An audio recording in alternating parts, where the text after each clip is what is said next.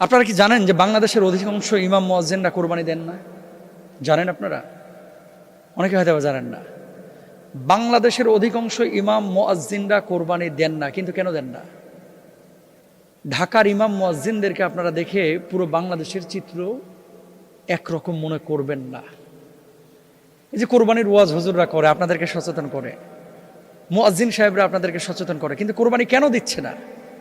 একটাবার কল্পনা করেছেন? পরশুদিন আমার একটা প্রোগ্রাম ছিল পরিবর্তন ফাউন্ডেশনের বগুড়ায়, 400-450 আলেম এসেছিলেন। মনোহর ভাই এই আয়োজন করেছিলেন। তাদের স্বাবলম্বীকরণ প্রকল্প এবং দায় নির্বাচনের ক্ষেত্রে করণীয় কি, এই শীর্ষক আলোচনায় আমিও অংশগ্রহণ করেছিলাম। 5 জন ইমামকে আমি জিজ্ঞেস করেছি, আপনাদেরকে এই দিনাজপুর, রংপুর, ঠাকুরগাঁও, পঞ্চগড়, কুড়িগ্রাম, নাগেশ্বরী এদিকে বেতন দেয় কত মসজিদে? হুজুর বেতন দেয় 3000 টাকা।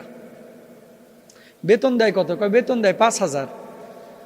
আর এক আল্লাহর ওলি জিজ্ঞেস করলাম, আপনি কত পান? হুজুর আমার বেতন দেন না, আমার বলে দিছে হুজুর ধান যখন তুলবে ধান কালেকশন করে ধান বেচে বেতন নিয়েন। বুঝছেন বাংলাদেশের অবস্থাটা কোথায়? আর এক জায়গায় রসুন বেচে হুজুর টাকা নিয়েন, মানে মানুষের বাড়ি বাড়ি যায় হুজুরই রসুন তুলে নিয়ে আইবে, নিয়ে আসার পর রসুন বিক্রি করে বেতন নেবে।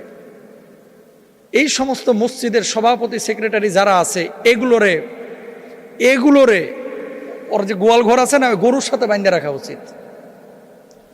আপনি ভাই মসজিদ কমিটি বা মসজিদ চালাইতে পারেন না, আপনি মসজিদের কমিটি হন কেন? একটা মসজিদের ইমামের বেতন 3000 টাকা আপনি নির্ধারণ করেছেন। আপনি নিজে কল্পনা করেন তো আপনার পরিবারটা চালাইতে কত টাকা লাগে। তো আপনি যদি ইমামের দুঃখটা না বুঝেন, আপনি যদি খতিবের দুঃখ না বুঝেন, মুয়াজ্জিনের দুঃখ না বুঝেন, আপনি কমিটি হওয়ার উপযুক্ত না।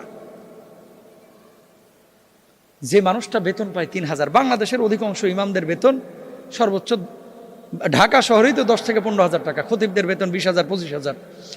সবচাইতে ভালো মসজিদ যেগুলো, এগুলোর বেতন হচ্ছে 25,000-এর মধ্যে। এরা হয়তো বা টাইনা টুইনা ছাগল টাগল কোরবানি দেয়, কিন্তু গ্রামগঞ্জে যে হুজুররা আছে কোরবানি দিব কি? আর কোরবানি দেওয়ার পরে হুজুর একটু গোশতও পাঠায় না।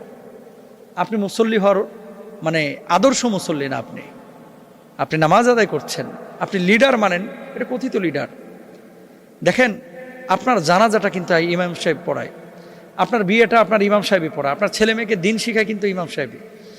এলাকায় বিশাল একটা কর্মযজ্ঞের আঞ্জাম কিন্তু ইমাম সাহেবরা দেয়, মুয়াজ্জিনরা দেয়।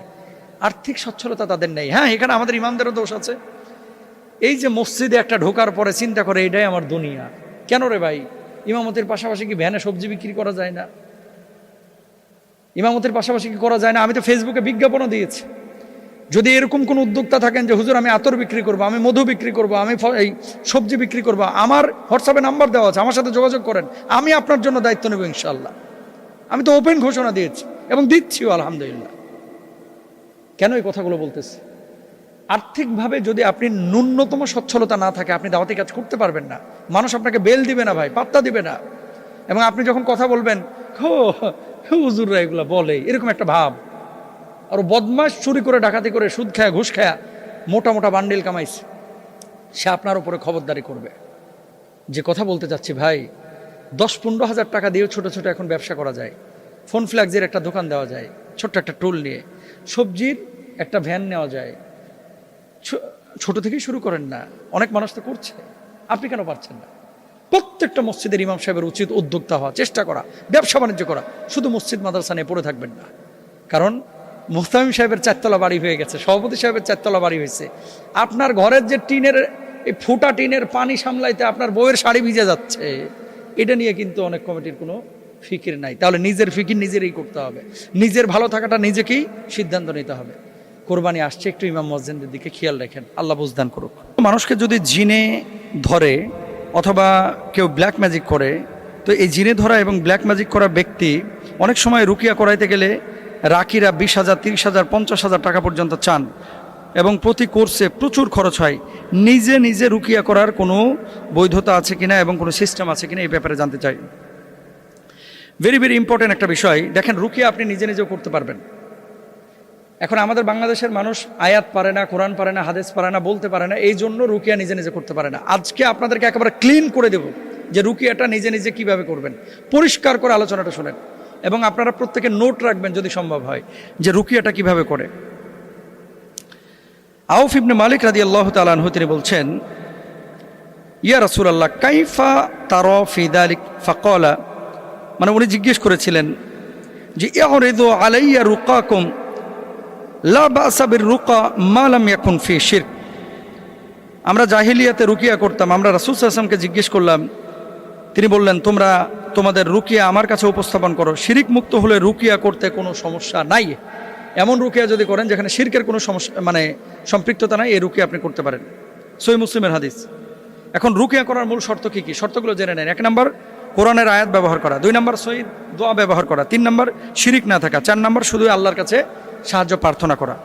সবচেয়ে শক্তিশালী রুকিয়ার আয়াত হচ্ছে সূরা ফাতিহা। সূরা ফাতিহাকে সূরাতুশ শিফাও বলা হয়। এই সূরা ফাতিহা হুজুররা দেখেন না আস্তে আস্তে কী পড়ে যেন পানিতে ফু দেয়, কী পড়ে? প্রথমে সূরা ফাতিহা পড়ে, সূরা ফাতিহা পড়ে ফু দেয়।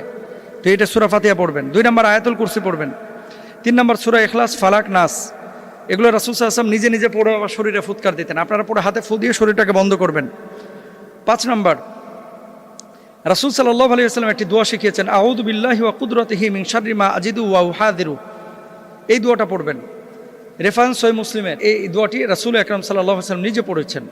ঘরে বসে রুকিয়া করার পূর্ণ পদ্ধতি একটু জেনে নেন। 1 নম্বর নিয়ত করা, মন থেকে বলবেন আমি আল্লাহর কাছে শিফা চাই। কারণ কি? ওয়ানুনাজ্জিলু মিনাল কুরআনি মা হুয়া শিফা। শিফা একমাত্র আল্লাহ তাআলা করতে পারেন, আর তো কেউ করতে পারেন না। এই জন্য আল্লাহর কাছে শিফার জন্য দোয়া চাইবেন, দোয়া করবেন। 2 নম্বর উজু করে নেবেন, পবিত্র হবেন। 3 নম্বর সূরা ফাতিহা 7 বার, আয়াতুল কুরসি 1 বার, সূরা ইখলাস 3 বার, সূরা ফালাক 3 বার, সূরা নাস 3 বার।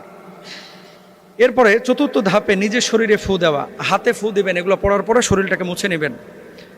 5 নম্বর দোয়া করবেন আল্লাহুম্মা শফিনি শিফা আল্লা ইউগাদিরু সাকামা।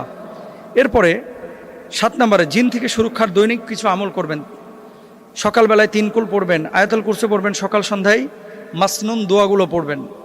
রব্বানা আতিনা ফিদ দুনিয়া পড়তে পারেন, রব্বানা যালামনা আনফুসানা পড়তে পারেন। এবং এই যে আয়াতুল কুরসির আমল, 4 কুলের আমল, এগুলো সকাল সন্ধ্যায় করবেন ইনশাআল্লাহ। রাতে ঘুমানোর আগে আবার আয়াতুল কুরসি। ডান পাশে শোবেন, আল্লাহুম্মা বিইসমিকা আমুতু ওয়া আহিয়া, ঘুমের দোয়াটা পড়ে নেবেন। যে কাজগুলো করা যাবে না, ব্যক্তিগতভাবে রুকিয়া যখন আপনি করবেন নিজে নিজে জিনের কোনো সাহায্য আপনি নিতে পারবেন না, নেবেন না। তাবিজের মাধ্যমে শক্তি নিতে পারবেন না, কবর অদৃশ্য শক্তির সাহায্য চাইতে পারবেন না, জিন বশ করার চেষ্টা করবেন না।